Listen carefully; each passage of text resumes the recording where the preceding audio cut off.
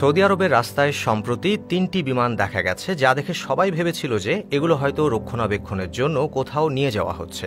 কিন্তু পরে জানা গেল সৌদি আরব এই বিমানগুলো ৮৫০ কিলোমিটার দূরে নিয়ে যেতে চলেছে।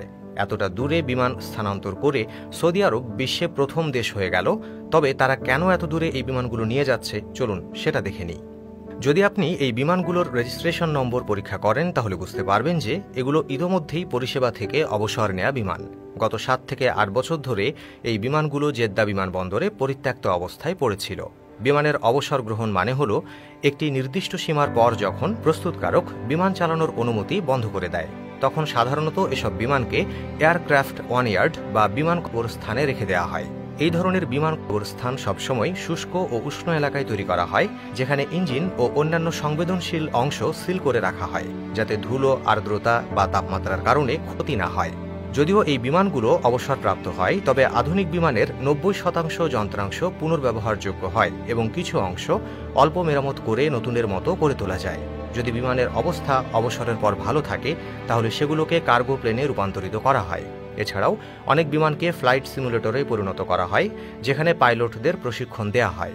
অনেক সময় এই বিমানে রেস্তোরাঁ, ক্যাফে বা জাদুঘরও গড়ে তোলা হয়। যদি আপনি বিমান ভিত্তিক একটি রেস্তোরাঁ খুলতে চান, তবে আপনাকে প্রথমে একটি বিমান কিনতে হবে এবং এর পরিবহন খরচও বহন করতে হবে। সৌদি আরবে সম্প্রতি দেখা এই বিমানগুলোর ক্ষেত্রেও কিছু একই রকম পরিকল্পনা রয়েছে। আসলে এই বিমানগুলোর গন্তব্য হল রিয়াদ সিজন ২০২৪, যা পর্যটকদের আকৃষ্ট করার জন্য একটা বিশাল মেগা ইভেন্ট। এই ইভেন্টের জন্য একটা সম্পূর্ণ বিমানবন্দর তৈরি করা হয়েছে, যেখানে রানওয়ে, কন্ট্রোল টাওয়ার এবং 3টি বোয়িং 777 বিমান থাকবে। বিশ্বজুড়ে আসা পর্যটকরা এখানে তাদের এভিয়েশন সংক্রান্ত আগ্রহ পূরণ করতে পারবেন। তারা বিলাসবহুল বিমানে ডিনার উপভোগ করতে পারবেন কিংবা কন্ট্রোল টাওয়ার ঘুরে দেখতে পারবেন। এই ইভেন্টটি অক্টোবর ২০২৪ থেকে শুরু হয়ে মার্চ ২০২৫ পর্যন্ত চলবে এবং এটি সৌদি যুবরাজ মোহাম্মদ বিন সালমানের ভিশন ২০৩০-এর একটি অংশ। ২০১৯ সালে এটি প্রথম চালু করা হয়েছিল, তবে কোভিড-১৯ মহামারীর কারণে এটি আন্তর্জাতিকভাবে খুব বেশি জনপ্রিয়তা পায়নি। গত বছর সৌদি আরব ৫০ লাখ পর্যটক আকর্ষণ করেছিল, আর ২০২৫ সালে এই সংখ্যা আরও বাড়তে পারে। এই বিমানগুলোকে রাস্তায় পরিবহন করা আসলে সৌদির একটি চতুর বিপণন কৌশল ছিল। সৌদির ভিশন ২০৩০-এর লক্ষ্য হল দেশটির অর্থনীতি যাতে শুধুমাত্র তেলের উপর নির্ভরশীল না থাকে।